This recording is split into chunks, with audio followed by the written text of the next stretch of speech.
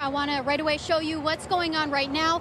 You can see the smoke coming out of the building still. They can do it using their phones. They want the kids to be creative in explaining why Scott County is special to them. I'm sure you can see the snow coming down. You can see it's kind of sticking to me. It's sticking to the grass right here. Yeah, we got some horses taking off right next to me right now. I'm told everything from this area behind me to the corner will be demolished. Well, the coroner has not made a positive ID yet after a body was discovered yesterday. The inmates will all leave with this backpack. Inside, they'll have clean underwear, clean socks, a resource packet. The Franklin County Sheriff's Office posted this message to its Facebook page. I want to show you LMPD's crime scene unit is here. Police and detectives still on the scene. Welcome to Lucas Oil Stadium, where UK will be taking on Wisconsin Saturday. We are seeing mostly semis, and they are completely stopped. And it didn't take too long to find a dirty needle on the side of the road. The rain lets up just enough. I'll do what it takes. For the search to continue and for the dogs to try and find a scent. Each day that passes gets harder. You just think, are we going to find her? Sherry and Tommy Ballard's daughter, Crystal Rogers, hasn't been seen since July 3rd. Her family misses her. The mother of five's car was found on the Bluegrass Parkway with a flat tire, her purse, phone, keys, and diaper bag still inside. As the weeks have gone by, the search party numbers have dwindled. This is the furthest that we've gone. But Judy McKee and Tammy Fincy are here with their dogs from Florida to help. They're trained to find human remains. Usually we don't get that close to the families. Usually we work primarily with law enforcement. This has been an exception. They've become our second family, and we'll keep returning until they don't need us anymore. Thursday's search takes them to a rural part of Marion County. There's a lot of cropland and farmland over this way. It's a lot of secluded places.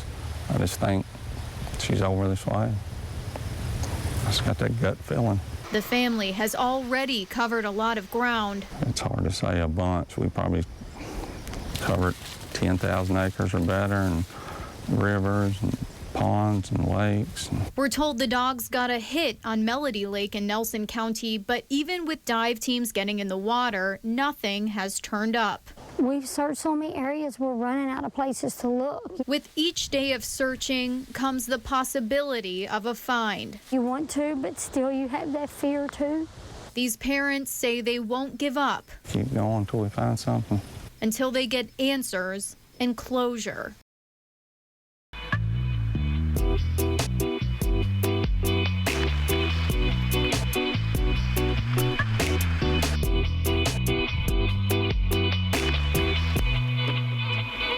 On the streets of Louisville, everywhere, everybody has it. A dark undercurrent pulls in addicts. I tried it. No. Worst thing I ever did, and I was hooked. Heroin has saturated the city. Pretty much anybody could be using it. Officer Tate Mason has seen its powerful hold firsthand. I'm going to be in the 1100 block of Eastern Parkway. As an officer in LMPD's 4th Division, he patrols Old Louisville and several surrounding neighborhoods. Definitely within the last year or two, there's been the increase in heroin has just been phenomenal. He's showing us the problem. I'm being arrested. Police found needles on this 29-year-old woman while she was being arrested on a warrant. She agreed to share her struggle with heroin if we didn't show her face or her name. I started on pills. When I was younger, I had surgery. Started out, doctor assisted, and then just kept going from there. Now, heroin's cheaper, easier to access. She's become a prostitute and a thief to feed her addiction and admits she's high right now. Did you ever think you'd end up here? No. I always said that I would never, actually. She grew up in rural Harrison County, an example of how heroin is no longer just an inner-city drug. It's reached the country and the suburbs, inside the homes you'd least expect. I had a good childhood. My parents, gave me everything I wanted or needed. Adam Dickin grew up in the East End. The Ballard High School graduate started regularly using pain pills when he was about 18, the same time he left for college at Indiana University. I got degrees in finance and accounting. I started a career at an accounting firm here locally. His addiction cost him that high-paying job and his apartment. He lost control of his life and started using heroin. At one point, it seemed like there was nobody that I knew that wasn't using pills or heroin or something. Dickens says he's been clean for about 8 months, thanks to help from the Healing Place, an addiction recovery center. 5 years ago, heroin users were rare here. Now it's the drug of choice for about 9 out of every 10 people who walk in the door. What's the youngest heroin user you've seen? Oh, a teenager. I've spoken to groups and spoken with, young cheerleaders that were 15 years old, addicted to heroin. Chief Program Officer Pat Fogarty says kids are experimenting with drugs at a younger age, using harder drugs sooner. He says heroin takes its hold faster, and it's lost its social stigma. East End is the fastest growing population.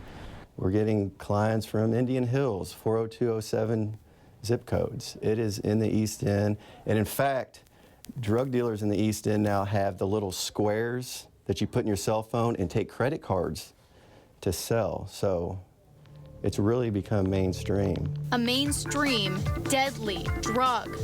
There were 204 overdose deaths in Jefferson County last year, up by 12 from 2013. I overdosed alone with my son. Ended up getting CPS on us. He was in jail. I mean, we lost everything. Back on our ride with police, officers are sent on another call to check on a couple for acting suspiciously. But Jennifer Dunn and her boyfriend claim they're clean.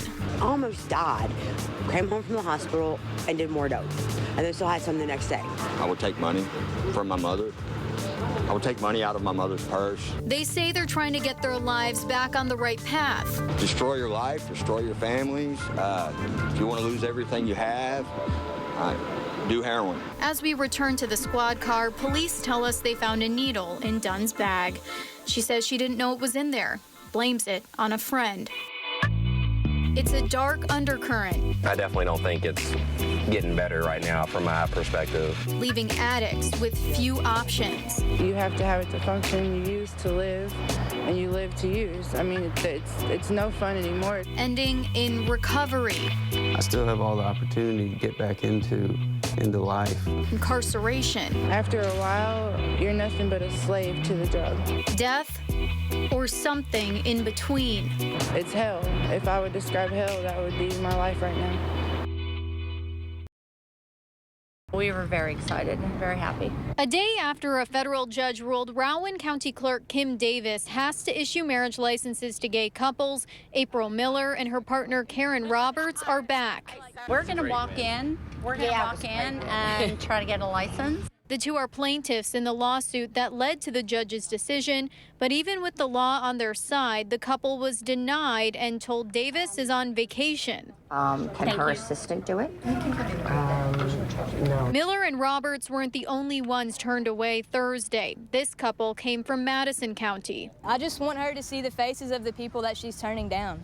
Davis says issuing a marriage license to same-sex couples would violate her Christian beliefs. The U.S. Supreme Court legalized same-sex marriage nationwide in June. Even if she was here, would you be issuing marriage licenses? We were told we are not issuing marriage licenses at this time until further notice due to pending litigation. Davis's attorneys say they have appealed and that this case is long from over.